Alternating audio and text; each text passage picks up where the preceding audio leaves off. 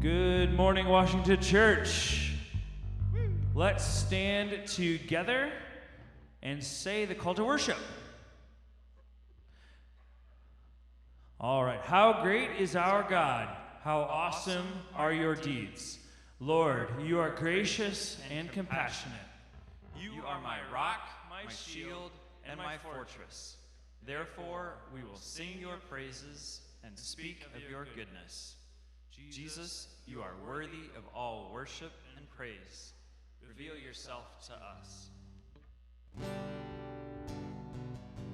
Let's sing.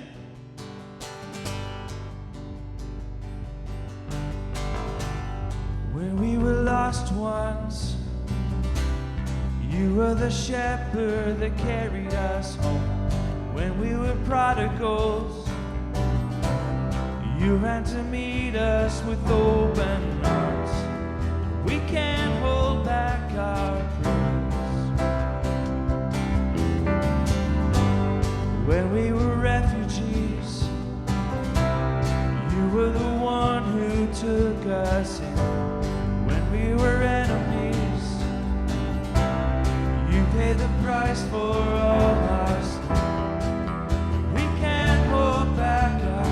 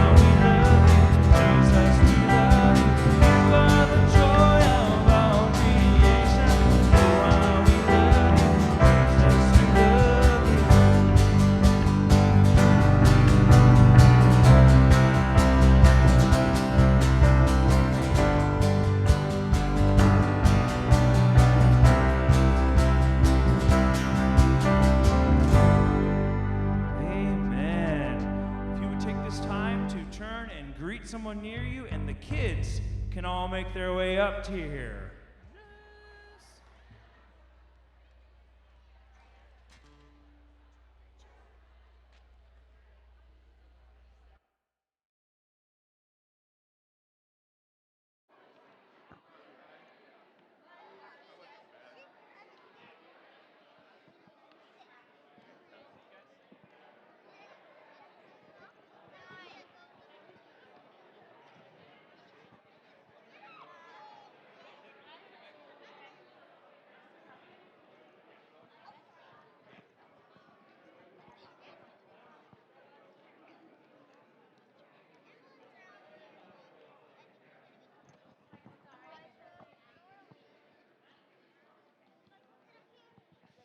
All right. Good morning, boys and girls. How are you guys? Good. All right. My name is Mr. Eric. I'm going to be doing the kids' message with you guys today. So I got a quick question. Who do you guys talk to the most throughout your day? Who do you think you talk to the most during a school day? Let's do school day, because I know the weekends are different. Who do you guys think you talk to the most while you're at school? Your friends. I like that. Anybody else? Parents, yes. With a sigh of relief with that one, yeah. Your brother, yes. So siblings, friends, parents, those are all people. Yes, Jaron. Teachers, yep. One more. Sisters, yep. Brothers and sisters, all of those people. Now, I want to also share with you guys, what's this? A phone. What's it allow you to do? Call. Call, play games, yes. I love that, because I was thinking through this analogy, and I'm like, when I was a kid, you were connected by a cord, so you were really limited on where you could go on your phone. But now with phones, you can literally be on the top of a mountain and call somebody and talk to them. You can be hundreds, thousands of miles away from somebody, and all you have to do is pick up the phone, dial their number, and you can connect with them and talk. Now, how that relates to what I want to talk to you guys about today is whenever we want to talk to God, all we have to do is pray. We could be riding our bike. We could be watching TV, which is hard, though, because there's lots of distractions with that. You could be outside playing. You could be working on a puzzle. You could just be sitting in class because you finished your test and you're waiting for everybody else to finish. But the point I want to make, guys, is no matter where you are, what you're doing, we can always talk to God. And sometimes it's helpful to find a space where things are quiet and things aren't distracting, and you can ask your parents that. That's hard to do nowadays. There are lots of distractions. Like that, yes. But God wants to hear from you guys. He wants to talk with you guys. He wants to hear from you. He wants to hear the good, the bad, everything going on. So I just want to encourage you guys, especially when the teachers tell you guys to quiet down in class, take those times to talk to God. He wants to hear from you. Okay, so what we're going to do is we're going to actually talk with God right now. So can you guys go ahead and bow your heads with me? Dear Jesus, we thank you for today. We thank you for being with us and wanting to hear from us and always being willing to have an ear to hear what's going on, whether it's good, bad. You long to hear from us. Your scripture tells us, Lord, in 1 Thessalonians, to pray continually, to talk to you all the time. So I want to encourage our friends, Lord, and I just pray that we can find space and that we desire that space and we seek it to talk to you throughout the day. So we all said, thank you, Jesus. Amen. All right, you guys can quietly head to your guys' classes if you want.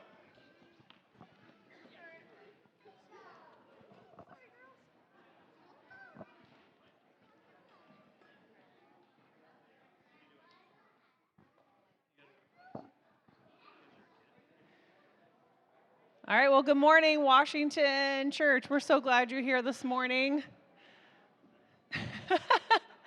All right, I'm Shannon. That was my husband, Eric. So the Polis family is in action today on this Sunday morning. We're so glad you're here, whether you're online or in person. We just want to worship our Lord together on this beautiful sunshiny day that he's given us. Come with reverence and joy before the Lord, regardless of situation. God's good, and he hears you. As Eric said, he hears, and he wants to hear from us as much as he wants to hear from those kids.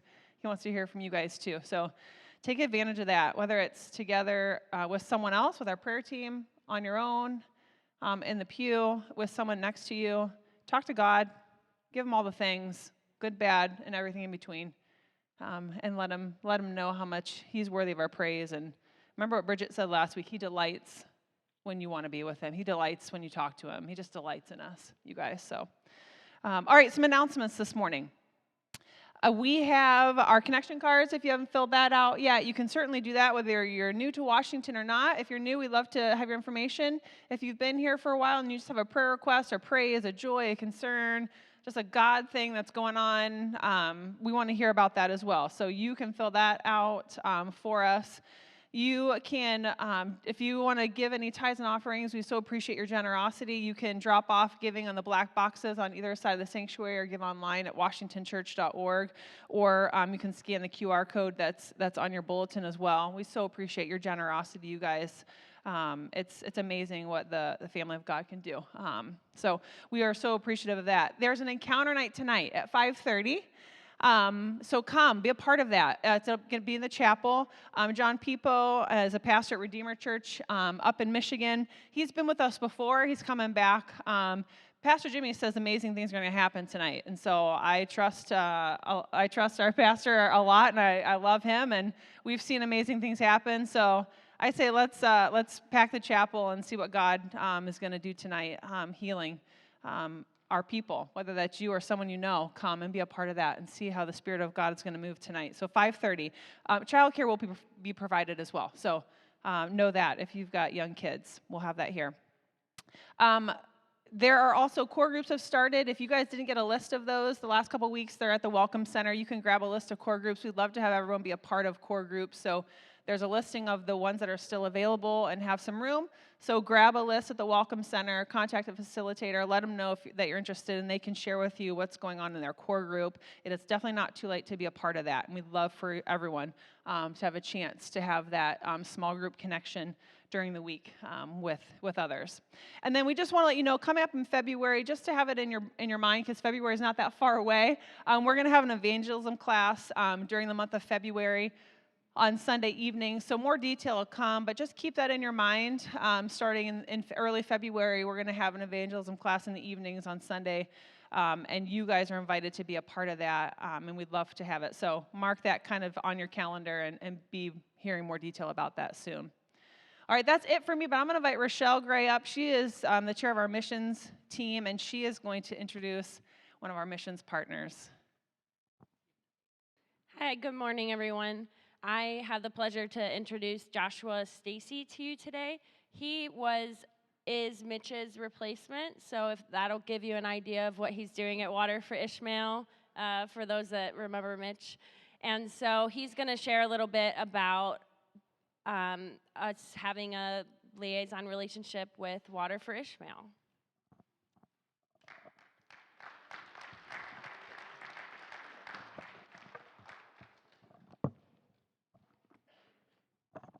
Good morning, everyone. It's a joy to be here with you guys. I have only met most of you vicariously through your pastor and through Mitch, but I have heard so many amazing things about your community, about the way that you people, about the way you love people, about the way that you come alongside one another, walk through hard things, and are willing to do so. And that's something that was really stirred on my heart to bring up and talk about this morning, and it lines up, one, with everything that you guys have shared this morning. I love when people say what I was going to, and they say it better than me before I get somewhere. It's really helpful because it's already kind of laid the foundation for each of you. So what is going on at Water for Ishmael right now can be put together into one word, and that's community. I know for me, in this season of my life, if it was not for my community at Water for Ishmael, and I'm not just talking about our staff, it's our volunteers, it's our students, it's the people that come in that building day in and day out, I can tell you I wouldn't be standing here right now if it wasn't for them. And so some of the ways that this is going on in our midst is we have our volunteer program where people can volunteer in the mornings, the evenings, work with our students, and do all these things. But as we have been praying into this year in the direction that we're going, we know that we want to equip the body of Christ to come alongside internationals coming into our city so that they can have a place that feels like home. For many of us, we know that home is the place where we go when we get out of work or when we get out of school or all those things. But for them, many of them have been displaced. They have no home even though they have a place to live. I'm even working to get a Ukrainian family here that's been living in a bomb shelter for the past 4 months of their life. And we're trying to figure out, like, it's a 4-person family. Do we need to get 2 bedrooms or 3 bedrooms? And the only message they've sent back to us is, we're in a bomb shelter. They're not that worried about it. And so this hospitality, this kindness, this brotherly love that we can give out becomes so simple. Sometimes we want to stranglehold it. We got to have all the details. Everything has to be right. And sometimes we even feel like we aren't worthy to help people that are in need because, we're still a little messed up. I'm going to stay right there for a second so I can just share with you guys a little bit for a moment about the past couple months of my life, and encourage you to keep within this community that you have, because we can look around us and see that the days are dark, and that to some it would look like the enemy is winning. But we know, 1, we know the end of the story. 2, we know the victor of the story. And 3, we know that he makes things that look to be hopeless and fill them with hope. He takes those things and does that. And so I want to encourage you guys. So over the past few months, I have went through the worst season of my life since my dad died 15 years ago. I have endured more death in the past 6 weeks of my life than I had in 15 years. During the time my dad died, from my dad to my grandfather, I went to 17 other funerals of overdoses and suicides and car accidents and hard, terrible things that when I was 19 years old, I didn't have anybody to walk through that with me except my mom and my sister. And instead of doing that with them and using the community that I had around me, I fought them off. I jumped into drugs and alcohol, and I ended up in prison. And I will tell you that right now, standing here, I would trade the last 2 months of my life to go back to prison for 2 months. But the thing is, and I know that just sounds like the biggest Debbie Downer, but it's not. Over the past few months, I've done funerals I did a funeral for my cousin who is 17 years old, and he committed suicide. I did a funeral for 2 of my family members who passed away of old age. I went to a funeral for the guy that helped me get sober, that I spent most of my high school days running around and doing nonsense with, that committed suicide a month ago. And I will tell you that literally the only reason I can even stand up here right now and have the unction to be able to talk to you about it is because I've had such good community around me. And I want to commend you guys on that. And the reason why, because going through all of that and having to have hard conversations and walk through hard things, the biggest thing I've had is my community. The people that have sat with me in rooms and listened to me cry and not had to say a word to me, not had to do anything. I've had my own students come to me and being able to tell I'm having a horrible day, and I can't begin to try and tell them what's going on in my life. And I've been prayed with. I've been encouraged. Some try to bring you gifts. And when we build that, that's not something that just naturally happens. It's not something that just comes to be. You don't just one day say, you know what? We're a group of 100 people, and we're just going to band together, and we're going to go through all the trash in life and be okay with it. But how we react in those moments is what I want to get to. And so I want to read a verse, and then I'm going to wrap this up so that we can carry through. But Philippians 2. If there's any encouragement in Christ, any comfort of love, any fellowship of the Spirit, compassion, if any mercy, then fulfill my joy and be like-minded, having the same love, being in unity with one another, and letting nothing be done out of strife or conceit, but in humility. Let each esteem the other better than himself. Let each of you look not only at your own interests, but at the interests of others. And I want to encourage you guys, because whether you know it or not, there is someone sitting in this room, very likely, who yesterday could have thought about committing suicide. There's somebody in your midst that needs an encouragement from you and from your life. It could be in this room, or it could be your family. It could be those who you encounter through your evangelism class next month, or it could be the person that you invite to encounter night tonight. I'll tell you, I was born deaf and was deaf for most of my life until 7 years ago when I went to an event like this and my hearing got radically healed. Come on, praise God. So I just want to encourage you guys because, and also, I'm sorry, I have to admit, I didn't hurt my ankle.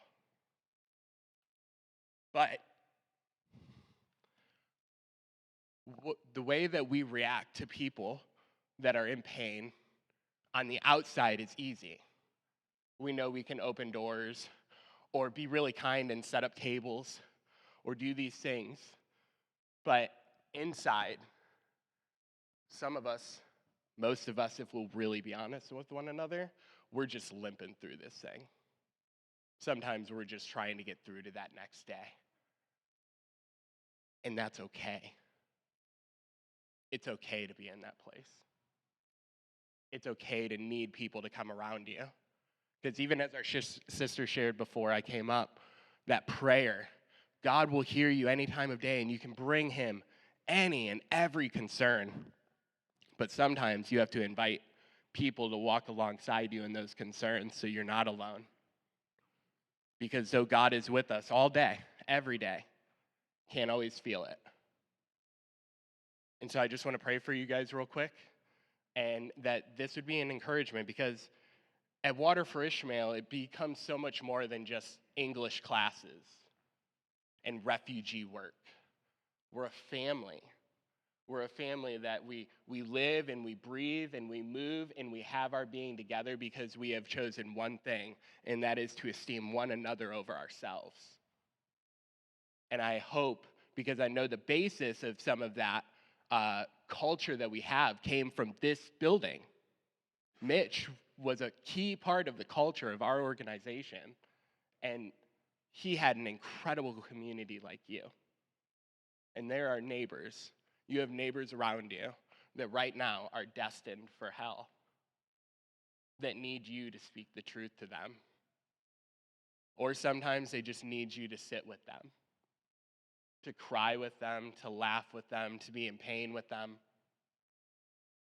So, Father, I just ask this morning for Washington Church. I thank you, God, for this community, for the way that they have served Water for Ishmael through volunteering, through serving, through opening their doors to internationals and to others here. And I just pray, Father, that the heart that you have given this community for missions and for the lost would be so inflamed during this season that it would be like what Jeremiah said, that your word would be like fire shut up in their bones, that they would not be able to contain, God, that you would use them mightily in this region of our city, that you would use them to touch their neighbors on the highways and on the byways, God, that you would move mightily through them, that you would do signs, wonders, and miracles to confirm your gospel, and that you would spread through our city like wildfire, God, in the midst of great darkness and in the midst of pain and anguish, that we would be the light and the salt that you have called us to be, and that you would use this community to drive your kingdom, to push, and so that people might hear the truth and respond. I pray all of these things today in Jesus' name. Amen. Thank you, Josh, for sharing. Also, just a reminder, going off of everything he said, we do have the prayer team around the sanctuary, so willing and desiring to pray with you. So if you're struggling in any way, as Josh was saying, if you're just limping through life, whether it's physically or emotionally or spiritually, our prayer team would love to pray with you. So, yeah. Not gonna lie, that was a great illustration. All right, let's stand together and continue to worship the Lord this morning with songs.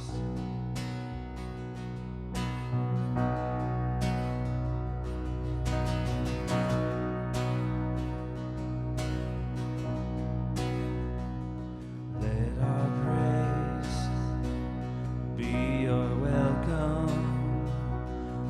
Let our songs be a sign we are here for you. We are here for you.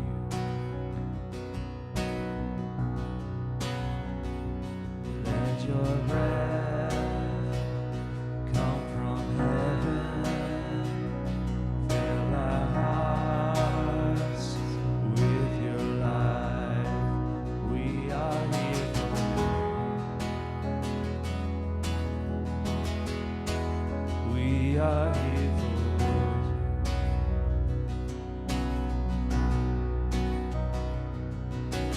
Our hearts are open, nothing here is hidden. You are one desire. You alone are holy, only you are worthy. God, let your fire fall down.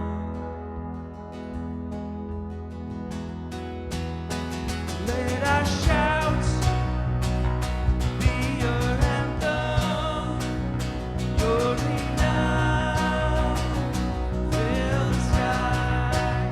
We are here for you. We are here for you.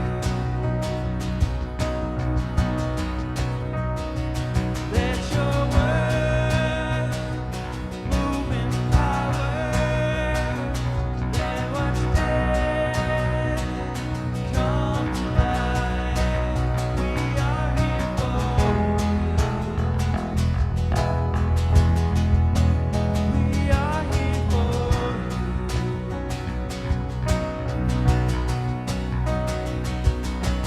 you. Our hearts are open, nothing here is hidden. You are our one desire. You alone are holy, only you are worthy. God, let your fire fall down. Your hearts are open. Our hearts are open, nothing here is hidden. You are our one desire. You alone are holy, only you are worthy. God, let your fire fall down.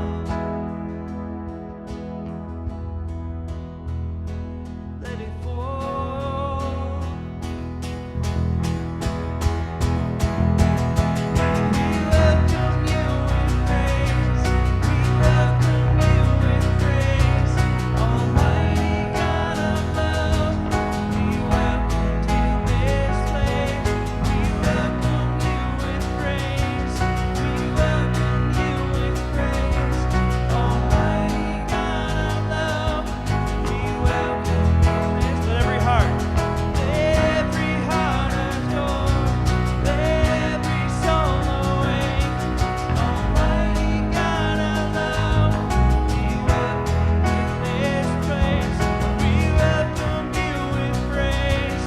We welcome you with praise. Almighty God of love, we welcome you this place.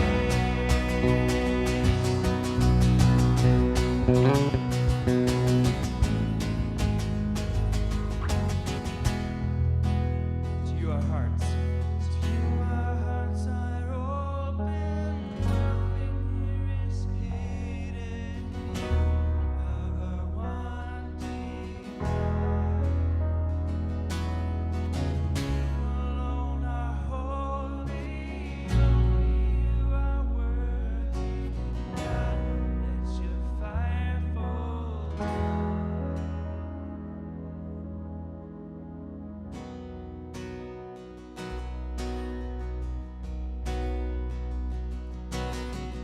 My foes are many, they rise against me, but I will hold my ground. I will not fear the war, fear the storm. My help is on the way. My help is on the way. Oh my God, He will not delay. My refuge and strength always. I will not fear. His promise is true. My God will come through always. Always.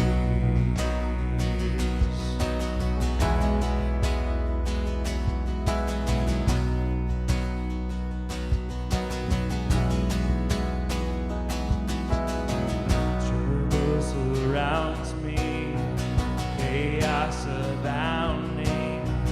My soul will rest in you. I will not fear the war. I will not fear the storm. My help is on the way. My help is on the way. Oh my God, He will not delay. My refuge and strength always. I will not fear. His promise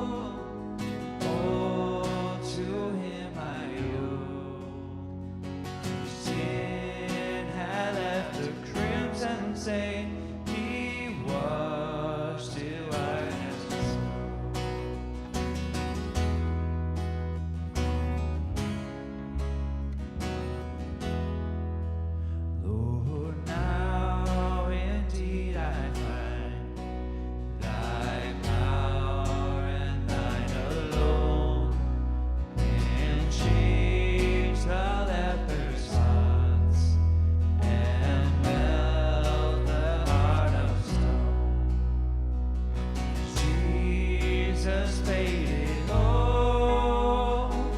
All to him I owe. Sin had left a crimson stain.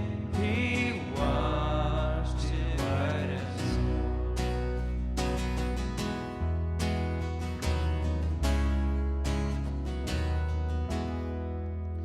And when before the throne I stand in him complete, Jesus died my soul to save.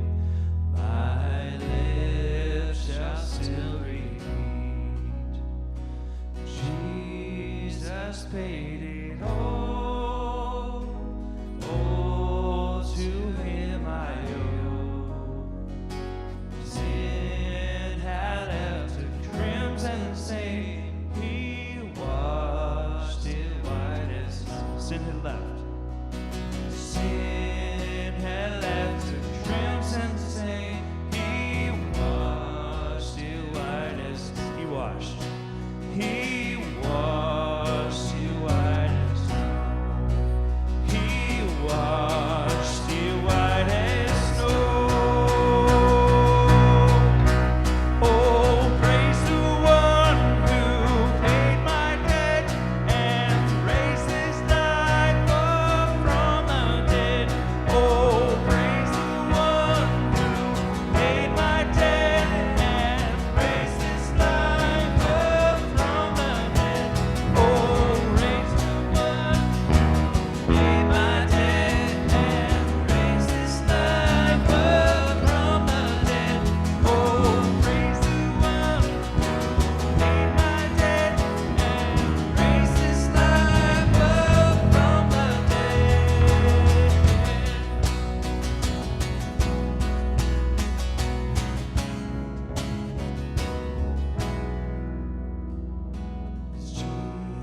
Jesus paid it all. All to him I owe.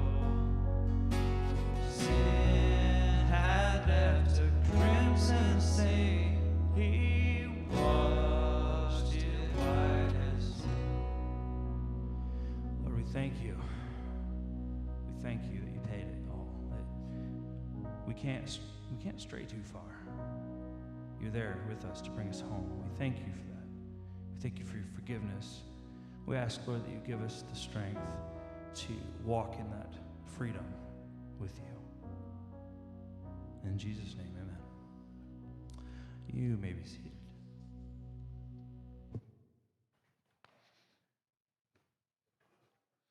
All right, good morning, everybody. Good to be with you this morning. Thanks for coming. If you're new or haven't been to Washington before, we're excited to have you here. Or you're watching online, we're glad that you're participating with us. At the end of the message, we're going to have communion this morning. So if you're watching online, I would encourage you to grab some elements that you can partake with us and join in.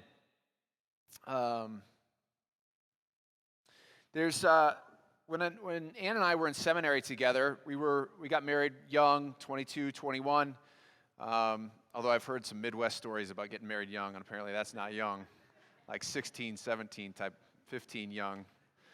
Like don't even tell your age. Or I heard a story about a couple that had to go to a different state because the wife was so young she couldn't get married in the state they're in. I was like, that's young. But we were 22, 21, had just gotten married, just moved up to, we were 6 hours away from our families, figuring out life on our own. And one of our priorities was to find a church, a home church. And so, we went around and we looked, and looking for a church is usually not a fun experience. It can be, it depends on your personality, but we went to several different ones, and you go with students, there's seminary students going to different places, and finally we found this church, and I think Ann found it. Most every good thing in my life, Ann has found at some point. Aside from my bikes, I found those. But everything else, she's found. And so we found this church, and actually it reminds me a lot of Washington Church. Just a beautiful place where people were hungry. They wanted to grow. They wanted to walk with the Lord. They wanted to love each other. And we got to meet this family, the Wagners, Jim and Martha Wagner. And they were probably about 12 years older than we were, maybe 12 to 15 years older than we were. And I think I met Jim because somehow we found out that he surfed, and so we started going surfing together. And he would pick me up and kind of show me all these spots because he lived in the area for a while. And at some point we got to know them as a family, and they had 2 young kids, Jamie and Brett. And I think they were like 2 and 4 or 3 and 5, kind of somewhere in that age range. And cutest little kids, amazing family, but they taught us so much about what it meant to be parents and what it meant to be married to each other. We learned a lot just by hanging out with them. And at one point, we decided that we wanted to love them and honor them, and we offered to watch their kids for them. We're like, hey, we'd love to just come over and hang out with Brett and Jamie and have you guys just go to dinner. And we'll be here as long as you want. We'll hang out. And so that's what we did. So we went over to the Wagners, and we knew their kids. We'd been over there for dinner several times. They'd invite us over, and we'd see them at church every Sunday. And so they were comfortable with us. It wasn't a big deal for us to come. But I have to tell you, this wasn't something that was normal for me. Like, I'm not a little kid type of guy, especially at the time. I had a little sister, and if she's ever here, you can ask her how I was as a big brother. But I wasn't necessarily known for, like, watching out for kids. Let's put it that way. And I was very kind of steeped and focused in what I was doing. So studying, a lot of commentaries and reading and taking tests and learning languages and all that kind of stuff in seminary. But Ann was great at it from day one. And so I was like, I'll be all right. As long as Ann's there, I'll be all right. And so we went, and the Wagners left. Jim and Martha went out to dinner, and they were super excited to go, and so just happy to have somebody come and hang out with their kids and love on them in that way. And so they left, and we started to play, and I think at one point, Ann was playing with Jamie in the living room area with the toys, and I walked in, and she's like, where's Brett? I was like, I don't know. She's like, you need to go find him. And I was like, that's a good idea. And so I started, like, looking around the house, and it ended up Brett was outside playing on his own. Again, don't ask me to come watch your children. But, man, that experience was one where it was like I had to create space in my life to be aware of another human being constantly. You know what I mean? I mean, if you're a parent, you know what this means, right? Especially with the first. It, like, radically changes your life. But if you're not a parent and you come into a space and you're trying to, like, hang out with little kids and they, like, don't stay in one place, you actually have to pay attention to them constantly. This is what I learned. So I had to constantly be aware of where Brett was, because Brett didn't stay still. Like, he wasn't like a sit down and chill, mellow kid. He was like run around and go everywhere. And it was like this epiphany for me. I was like, okay, when I come into spaces like this, I can't be like thinking about what's coming next for me or what's going on tomorrow. It's like I have to be like right here in the moment right now. You know what I'm saying? Okay, how many of you guys can relate to this? You know what I'm talking? Okay, you're with me. And I began to realize that in order to have a sustaining, growing, vibrant relationship with God, it needs to be the same. That I need to be constantly aware of God's presence in my life. And I didn't know that was actually like a thing. Because I was probably more passionate than the normal follower of Jesus. You know, on Sundays, obviously we have worship. At our church, I went to this big church. We went on Saturday nights, and I had youth group on Sunday morning, and so I was going twice a week. Then we had like a midweek gathering, like a small group, and so I was constantly doing that, and I had friends at school that were Christians, and we were having conversations and kind of like holding each other accountable. But I don't know if I was constantly aware of the presence of God in my life, or that was a thing that I should be doing, and talking to God, and I didn't know that God cared about everything that I was doing. Or that God actually wanted to have a say in my life around every decision that I was making. It didn't matter how big or how small it was. God cared about all those things. And I wasn't aware of that. Nobody told me that. Nobody taught that to me until much later in life. Actually, when I came here, I began to learn about those things from Don and Joan and this spiritual formation practicum that I was a part of, that created an awareness of me, of the presence of God in every moment of every day. And that's what I want to talk about this morning. So we're in a series on spiritual disciplines. And spiritual disciplines are intentional practices that the church has been doing for thousands of years. And we kind of get away from those because we don't like disciplines, per se. even though like disciplines are super structure and they help us better ourselves. Like, I don't know about you, but if I have to put certain things in my life, if I don't, I won't do them. Okay? Like, I'll give you an example. Monday, Wednesday, Friday, I get up at 5:15 to go work out. Okay? Don't make it sound more impressive than it is. It's just what I do. If I don't get up and work out at that time, I don't get up and work out. I won't work out any other time of the day because I'm lazy and I don't want to do it. Like, I literally have learned I have to get up before my brain is fully engaged and trick it into working out, and then it does it, and then I'm good. And then I come back and my body feels good and everything else. But if I like to have to stop and think about like working out, it's over for me. I was like, no, that sounds like too much. Like too much energy, too hard. You know, I'm tired. I don't want to do that. So you guys know what I'm talking about, right? You're with me. All right. New Year's, we're all thinking about these things. But there's an intentionality about life when it comes to walking with the Lord that goes beyond having a daily quiet time. So like I encourage everybody who's a follower of Jesus to spend time with the Lord at a kind of a specific carved out time. There's something about that that's valuable that needs to happen. And there's prayer that takes place in those spaces that's going to be vibrant and deeper than prayer that takes place when you're just kind of on the move, right? It's because there's distractions and everything else. And a lot of people I run into will tell me like, yeah, I pray throughout the day at random times or like I think about the Lord or whatever it is. And that's great. But the reality is that God actually wants us to constantly be in connection and communion and relationship with Him. Non-stop throughout the day. That's what the scriptures tell us. And that just sounds like daunting and overwhelming, right? That sounds like working out at not 5:15 in the morning for me. But that's what it says. That's what the text says. So if you have your Bibles, open up your Bibles, turn with me to 1 Thessalonians. It's this super intriguing book that Paul writes. There's two of them, 1 and 2 Thessalonians.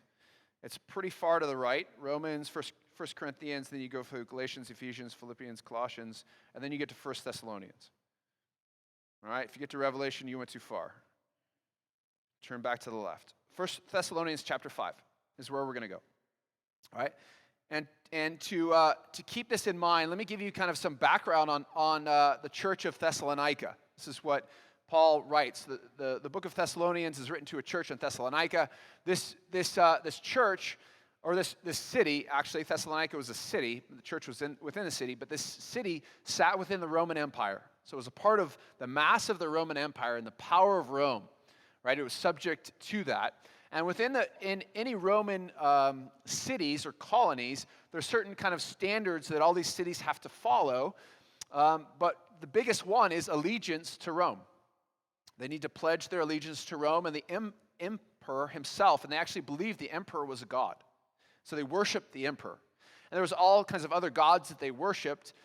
But the Jewish God of Yahweh was not anywhere in the picture. Not lifted up by anybody but followers of Jesus. And so as Christianity began to expand from Jerusalem, just as Jesus had said, start here, then go Samaria, then to the ends of the earth. Well, Thessalonica was on the way to the ends of the earth. At the time when Paul wrote that, the ends of the earth was actually Spain in his mind. That's as far as you could go. And so that was his desire. I think Paul, several theologians and scholars have always said, like, Paul's desire was to get to Spain. He got stopped at Rome on the way, but at the end, that's where he wanted to go, because to him, that's as far as things went. And so this city was a major city, and it sat on this waterway, and so commerce flowed through this place like crazy. So it was vibrant. There was a lot of money flowing through it. There was a lot of temples that existed there, and different gods that were worshipped. Well, when Christianity came to Thessalonica, the people who were there were Gentiles who were non-Jews, but there were also Jews that were present, and they formed the church. And this is normally what happened outside of Jerusalem. Within Jerusalem, it was primarily Jews, but outside of Jerusalem, it was a combination of Jewish people and Gentile people who became converted to Christianity, and they would gather together and they would meet. And there's actually no record of a synagogue being in Thessalonica, which is most of the time Paul would go into synagogues and teach. He'd use them as home bases, but Thessalonica didn't have a synagogue, which kind of tells you about the mentality of the people and how they weren't like pro-Jewish in a way, if that makes sense. And one of the things we don't realize is that in this city, but like many other cities, if you gave your life to Christ, If you said that Jesus was your Lord and Savior, the only way you could do that was to say that Caesar was not. You follow me? So that was a big deal, right? Because everything flowed through Caesar and your allegiance to Caesar. I'll give you some examples. If you owned a business, you would pay less taxes because of your allegiance to Caesar. Those who didn't would pay more. If you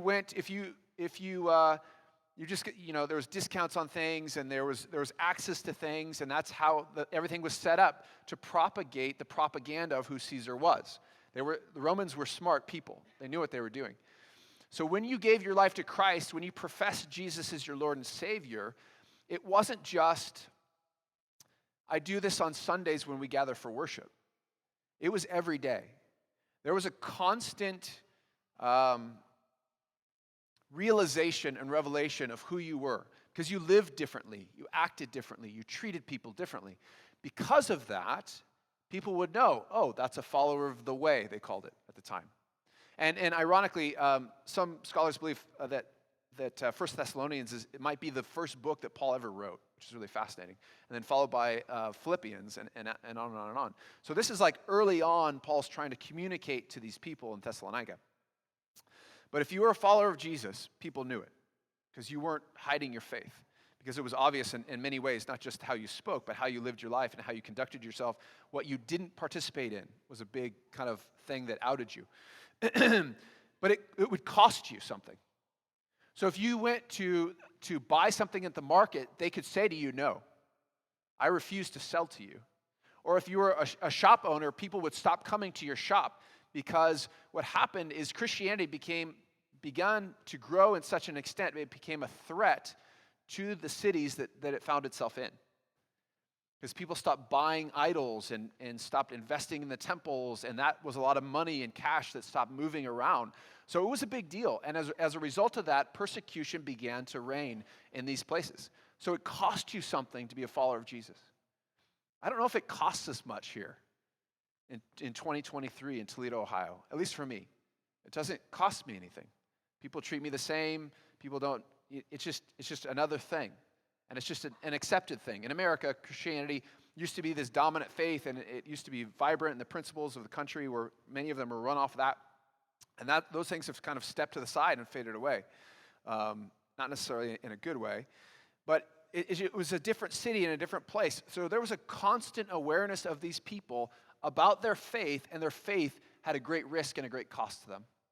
And so Paul is writing to a group of Christians who are trying to figure out, how do we live this Christian, this Jesus way inside of a city that persecutes us without kind of running away from that persecution? How do we step into that?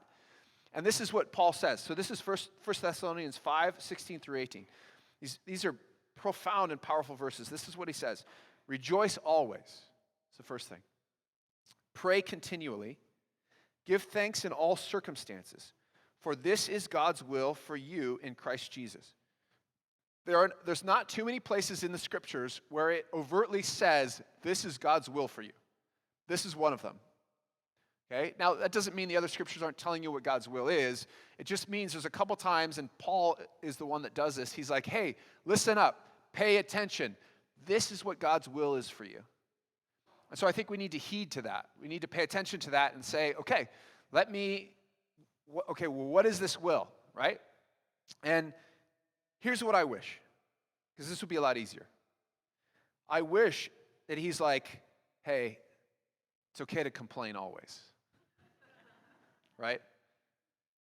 And then he says something like, if you can, be thankful when it's convenient, right? I'd be like, dude, I'm there. I can be really good at complaining in time to time. But that's not what Paul says. He says, rejoice always, pray continually, give thanks in all circumstances. One of the things that's really fascinating about this passage is that these three statements in the Greek language are all what is called imperative. Okay? Any English majors, people taking English right now? Anybody know what an imperative is? It's a command. It's not a suggestion. So in this verse, Paul's not making a suggestion. He's not saying, hey, if it's convenient to you, if you can, try and rejoice. He's not saying, go ahead and pray, when you think about it, or during your daily quiet time, or you sit down at dinner and do that, and when it comes to being thankful, man, do the best you can. He's literally saying, I am requesting / commanding you to do these things as followers of Jesus. Because Paul knew, hey, if you do these things, it'll change your life. Because it'll change your heart. And it'll shift your mentality on how you see the world. And when you go out into the market and things are hard, your heart will be in such a place where you'll be able to combat and receive what's there, and it won't throw you. And you'll be able to keep going. But all in all, it was about cultivating this awareness. So what I want to do is I want to go through these things, but I want to land on the middle phrase, pray continually. And I didn't have enough time to sit on this passage and figure out why, and maybe nobody else has thought about this, but why is pray continually in the middle between rejoice always and give thanks in all circumstances? If you have the answer to that question, come tell me after the service, because I'd be really fascinated. The only thing I can come up with is it's the center of what we're supposed to be doing. And it affects the left and the right. But that's kind of weak. It's not, as far as like translation issues go, nobody would accept that. I thought it was kind of an idea, but it's the best I have. So rejoice always. That's where he starts. And Paul uses this word always a lot. Actually, all the time. If you look at certain things that you used to study with, they'll show you what words are used where. And Paul's the one who uses this word in the New Testament all the time. There's one other usage. Luke uses it once in the prodigal son story, actually. But for the most part, Paul has this like always mentality going on. People like that, they're like always this, always that. But it's always in regard, there it is, in our relationship with God or God's relationship with us. That's how he uses it. And so I'll give you some examples. For example, 1 Corinthians 1:4, I thank my God always on your behalf, Paul would say. 1 Corinthians 15:8, always be abounding in the work of God. And then 2 Corinthians 9:8, and God is able to bless you abundantly so that in all things, same word as always, and at all times, having all that you need, you will abound in every good work. Okay? Now that should sound familiar to many of you who earlier in the service had an older Indian woman come up and hug you and speak those words to you. She doesn't make those things up. She gets them right out of the scriptures. And this is, I think, one of the passages she steals from when she blesses people along the way. But this is what Paul's saying. And he's saying, hey, always rejoice. And the word rejoice comes from the word joy. Actually, it's the same Greek word. And in that word, it's this mentality of, okay, we need to have joy in our lives. But here's the reality of it. Rejoice does not mean that you have to be happy all the time. Okay? So joy and happiness are not the same thing. Although they intersect each other, you can have joy without happiness. Okay? And you can have happiness and the absence of joy. But joy is a sustaining, deep movement of God within you. Because going back to what Paul says in that verse, but in the first part he says, and I forgot to mention this, for this is God's will for you in Christ Jesus. So none of these three principles are even possible to do them without Christ being a part of your life, period. Right? If you don't have a relationship with Jesus and God is not moving in your life, what I'm going to tell you is just going to frustrate you because you're not going to be able to do it if if Jesus is not the center of your life and you're not pursuing that in that way. So listen to what Paul says about joy or rejoicing. 2 Corinthians 6:10, he says, sorrowful, he's describing himself, yet always rejoicing. So it's like he can hold both these things. Like he's going through a really hard time, a frustrating time, but he's saying, I can still hold joy in my heart because of my relationship with God. And another place in James 1:2, he says, consider it pure joy, my brothers and sisters, whenever you face trials of many kind. I don't know about you, but joy is not the first thing that comes forward to me when I'm going through trials. I'm like, oh, this is great. Thank you, bring it on. Right? And one of our elders, Scott Peck, he wrote about joy in the Connector article, and I would encourage you to read it, about his own experience of learning to find joy in hardship. The second thing that Paul talks about is giving thanks in all circumstances, is what he says in verse 18. Okay? Giving thanks is actually a major theme that comes up throughout the scriptures. Old Testament, New Testament, it doesn't matter. There's a flow that goes from start to finish. And I think what it is it's God saying to us, you need to cultivate thankfulness in your heart. And it is a discipline. It's a muscle we have to work at. And many of us can be thankful when everything seems to be going well. But maturity is thankfulness when it's hard, when it's frustrating, when it doesn't feel good in life. Okay? And it's hard. It's hard to give thanks in all things. But notice that it doesn't say to give thanks for all things. Paul doesn't say that. Because not everything that happens to us is good and we should be thankful for. But while we're in that space, what Paul's saying is we should have the capacity to still be thankful for everything else, right, that's going on. And the more mature we are, the more we can say, even in that hard thing, I can find something that it's going to teach you. And I was wrestling through something recently, and several people, mentors that I went to talk to for wisdom, said to me over and over again, they're like, this is going to be good. This is going to be good. God's going to teach you things in this. And that really helped me kind of center and come back to like, okay, I need to have a better, a more positive attitude about this. Because I can think of so many times where I haven't had a positive attitude through hard things. Like just the natural bent of me is like, no thank you, actually. Not thank you, God, but no thank you. Like, can we just move on from this? I don't want any more of this, and I'm certainly not signing up for a round 2 of this anytime soon. But there's something about cultivating that. So I would remember in those times when I would be in those hard places that it's actually one of the most profound scriptures would carry me, and I'd remember God's word. So Romans 8:28 is a verse that if you haven't memorized, I would encourage you to memorize. And we know that in all things, so everything that goes on, God works for the good of those who love him and who have been called according to his purpose. So right there, Paul is saying everything that goes on in your life has a purpose. And God is using all those things, no matter how hard or frustrating or crappy they might be, and he's going to make good out of it. So here's something I picked up from somebody else that I just so appreciate. He said, when you're in the midst of hardness, if you haven't found the good yet, God's not done yet. Because God's word tells us it's going to end well. And sometimes we need to change our version of what end well means and our definition of what end well means and looks like. But we have to trust. And so when I would be in hard places, I wasn't mature enough to be thankful in those places. I'm still working at that. But I was aware enough to hold God's word in my being and to come back to it and use it as a reference to keep me going, if that makes sense. Okay? And I also worked at developing an idea of thankfulness, and this is just a quick story about a spiritual discipline that I implemented in order to work on thankfulness, because that is a spiritual discipline. One of the things that my family loves to do is play Uno. How many Uno players? Yeah? Okay. And it's kind of a family ritual. We often like to gather on our bed at night, and we will it's at the end of the day, and we'll play Uno together, and then we'll pray and maybe listen to a reflection or read scripture or something like that, just to kind of bring the day to a close. We're not that super spiritual. It doesn't happen every day. So don't, pretend like, wow, Pastor Jimmy's family, amazing.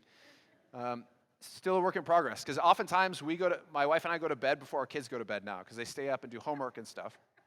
And so we come in, and we play Uno together, and we have this deck of Uno cards that I actually don't like. It's an NBA deck of Uno cards, because in it is a card, like the draw 4 card? Okay, which is like the lamest card in the Uno deck, right?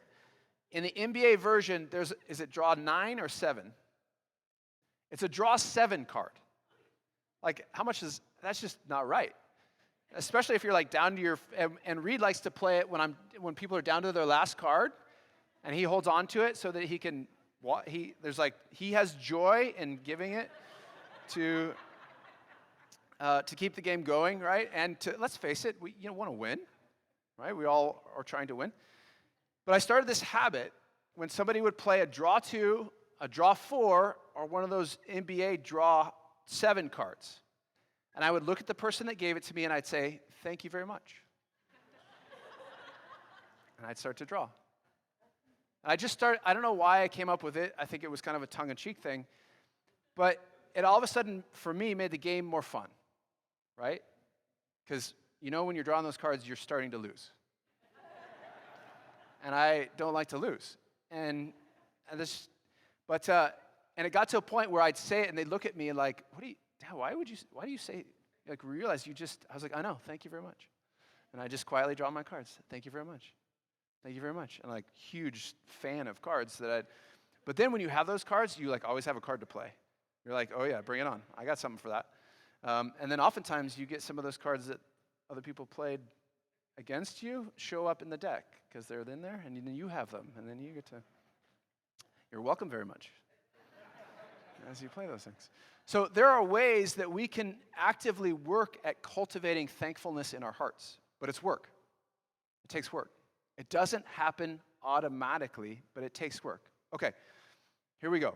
Now we're at the focus, which is pray continually.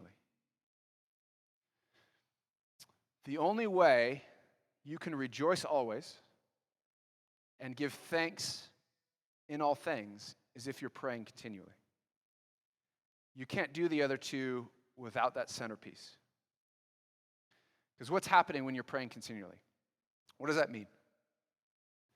You are literally inviting God into every moment of every day of your life, into every decision process you make, and into what you're doing. I don't care if it's, do I go with Cheerios or Fruit Loops, which actually requires zero discernment, by the way, to be honest. Or I'm trying to figure out, do I change jobs? Do I go spend time with this person or that person? Or do you want me to go talk to somebody? You're literally posture yourself in such a way where you're like, where's Brett? Right? Where'd Brett go? And you're looking around and you're trying to figure out, okay, Lord, where are you in my life? God's always with us. It's our awareness and our ability to recognize the presence of God that needs to be honed and tuned. God never goes away. That's the beauty of who God is, because he loves us to death, and he absolutely wants us to connect with him. And he loves us so much that he wants to be a part of our process. He wants to be a part of our decision-making process. And actually, he wants to give us the answers to things, and he wants to prompt us and lead us and guide us. That's what pray continually begins to look like in your life. Where like everything you do involves God. Everything. No matter how small, how big. But what happens to us is we're human, and when we get frustrated or something doesn't go right, immediately we get off track and we default to what's in our nature, rather than stepping back and saying, okay, Lord, what does it look like to rejoice in this space? And when you get to the end of that, what does it look like, Lord, for me to give thanks in this space? Where are you along the way? There's several things that I've come across in life that have helped explain this. One of it is there's a book called Practicing the Presence of God. If you haven't read it, highly recommend it. It's phenomenal. It was written by a monk in the 17th century. Brother Lawrence is his name. It's not very big. It's probably, and actually you can probably get it online for free because it's so old. It's out of copyright date. And Ginny has a copy of it, apparently, that you can borrow if you need a copy, so go see Ginny. But in the book, what he does is he describes how he began to cultivate a daily connection with the Lord all throughout the day. And so as a monk, he had these prayer times built in. I think there are like 6 different times of prayers. They call them the hours. And they would be in the morning. Actually, there was one at 4 a.m. And then in the morning prayer, they would gather all the men together, and they lived together in community. And then like at noon and in the afternoon and later at night. And there's a built-in system to pray, to stop and to pray. And that's a great thing to have. And I've known people in my life that actually have set alarms on their phones for that purpose at different strategic times to stop and pray. It's a great practice. Again, it's developing a discipline. But what he began to realize is he could do it whenever. He didn't have to just do it at the hours. He didn't have to just do it at evening before he went to bed. He could do it whenever he wanted. And actually, he got to a point, his job in the monastery at the time was to wash dishes. And he began to realize that washing dishes was just as sacred and holy as sitting in prayer. And it changed his life. It changed the view how he saw his brothers. It changed the view of everything he did, all his chores. He began to realize that, man, everything I do is sacred to God. And everything I do, God wants to be a part of. And the same is true of us. But how do we get to that point? Pray continually. Pray without ceasing. That word actually, ceasing, is another way to translate it is intermission. Pray without stopping. Pray without getting something stopping you from doing what you're doing, essentially. And I love that word intermission, because when I think of intermission, I think of my daughter who loves play and acting and things of that nature. And because of her passion for musicals and plays, I've been to a lot of musicals and plays. And intermission is the point halfway through the play where they say, okay, we finished this final act. We're going to give you a break. Go get something to eat. Go to the bathroom. Go get something to drink. And then come back. We're going to finish the rest of the play, right? So it's literally taking a break or a pause in the middle of everything that happens. And I can tell you, I love intermission. It's really helpful. Because you're like, oh, the act's done. Time to get... No, just kidding. Grace does a great job. I love everything that she's in and goes to. Promise. I give thanks in all things for all the plays that I've been to. But intermission. And what Paul is saying is don't take a break from talking to the Lord throughout the day.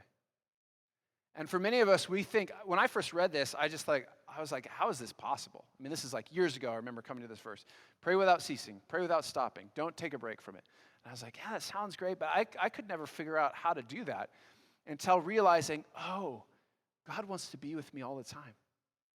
God wants me to be aware of the fact that he's with me all the time. And God wants me to talk to him all the time. Doesn't matter what I'm doing. I'm at work. I can be talking to the Lord.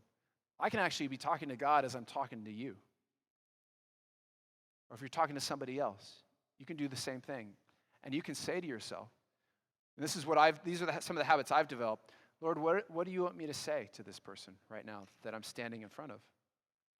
Lord, how are you inviting me to react to this? Because if I just react to it on myself, I'll certainly do a certain thing, and that's not necessarily the way I should go. But if I step back and I ask you to lead me through this, then all of a sudden what starts happening is that joy comes out of my life. And thankfulness comes out of my life. Why? Because God flows through me. And God is a joyful God. And God is a God that brings about thankfulness in our hearts and our minds. And this is what Paul is inviting us into. The Jewish people actually had a mentality around this, and I want to share this with you. So I think this principle is powerful. The Psalms is just packed with prayer. Like if you can't figure out where to go to the Psalms. If you're wrestling. And if you can't figure out, Bethany mentioned this, if you can't figure out how to pray, just pray the Psalms. Like pray God's word, speak God's word back to God. If you feel like, I'm not sure how to pray or how to go about doing this, man, just open up the scriptures and read the scriptures as a prayer, right? And if you need more training on how to pray, go talk to Ryer. And he can tell you the story of how when we first met, I asked him to pray out loud, and he got really pissed at me. It was great. We were sitting in my office, and I was like, all right, Ryer, now you're going to pray. And he turned to me, and he gave me this look. I don't think he'd prayed out loud before at that time. Maybe you had. No, that was the first time. And I didn't know that, but, it's like, well, this is what we do. We pray out loud. And now you can't stop him because he's worked at it. He's developed it. Now he'd love to pray for you anytime, out loud, right? He's one of them. He's on the prayer team now. So we're talking about not a long span of time, going from I don't know about this, about praying, to man, who can I lay hands on and pray for, right? This is the mentality that God's inviting us into. So in the Jewish mindset, ironically, some of you might know this, but did you know for the Jews, the day begins at the end of the day for us, right? The day begins at night in the Jewish mind, right? Some of you may not know that. And so the day begins when the sun goes down. For us, the day begins, for most of us, when we wake up in the morning, usually, when the sun is rising. That's what we consider. That's the Western mentality. But for the Jews, the day begins at night. Why? Because in Genesis 1, it says, and there was evening, and there was morning, and then there was the day. And so they take that out of Genesis literally, and they run with that. Okay, so with that in mind, I want to share this with you, because this is the Jewish mindset. Psalm 63:6, on my bed I remember you. I think of you through the watches of the night.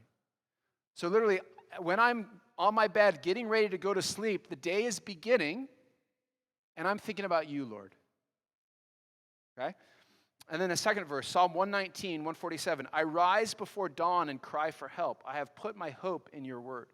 So somewhere in the night, before the sun comes up for them, they're getting up. How many of you know when sometimes you wake up in the middle of the night, and oftentimes you either are struggling with sleep or you got something on your mind, it can be hard to go back to bed. Anybody relate to that? Yeah, totally. I woke up this morning, I rolled over at my clock and I looked and it was 3 o'clock in the morning. And I have the gift of sleep. God has given me that spiritual gift. And the gift of falling asleep and staying asleep and falling back to sleep. My wife doesn't have that spiritual gift, but I have that spiritual gift. And I am ever so grateful for it. I'd be happy to pray over you if you want me to pray for you. But when I wake up and I don't know what time it is, I'm hoping it's like 3 in the morning and not 6 in the morning.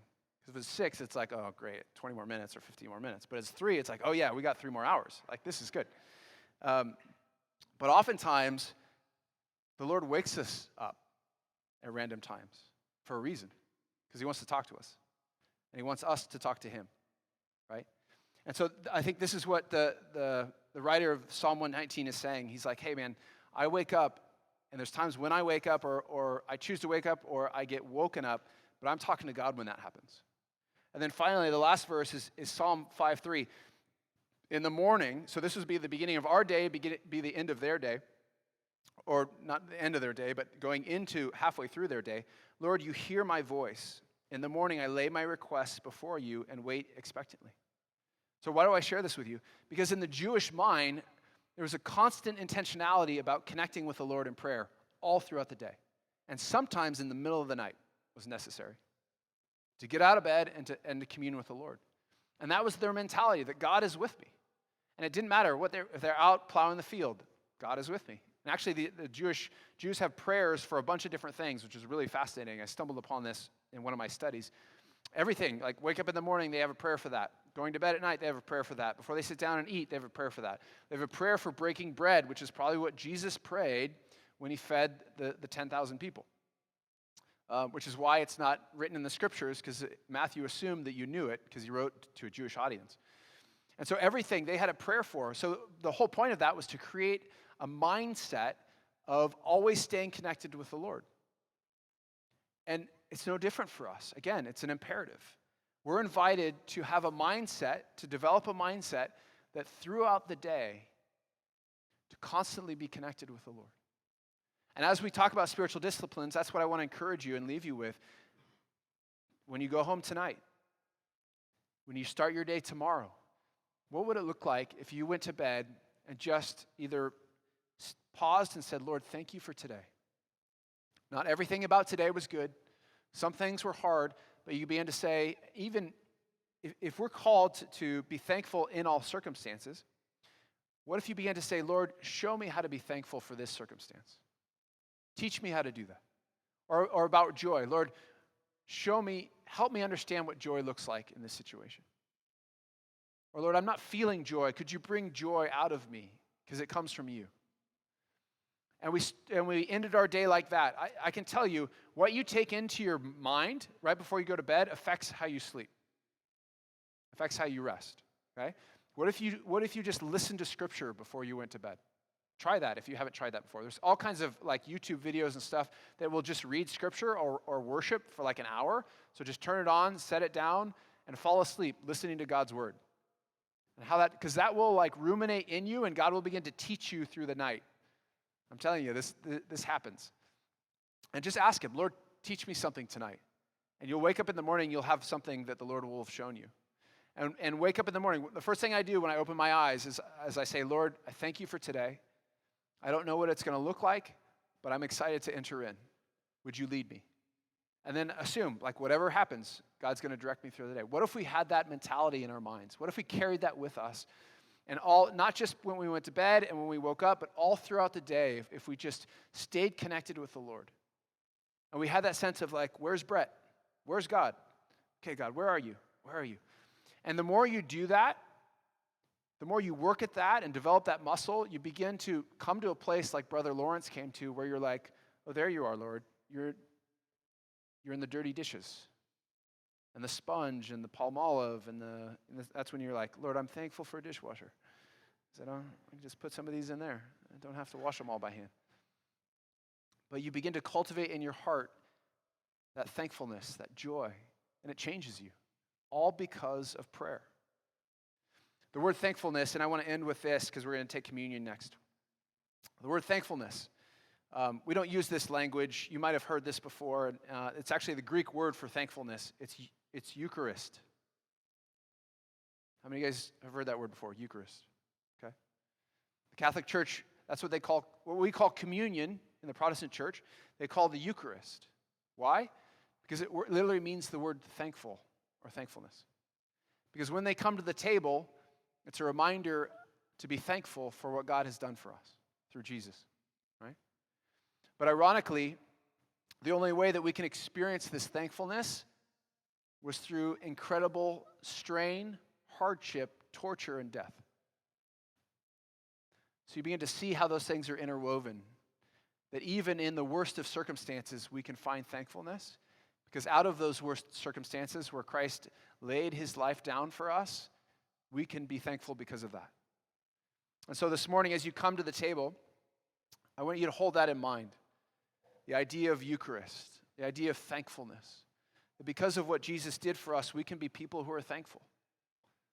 And so, Jesus, on the night that he was betrayed, he gathered with his disciples, and he took bread during the meal that they were sharing together, and he broke it, and he said, "This is my body broken for you."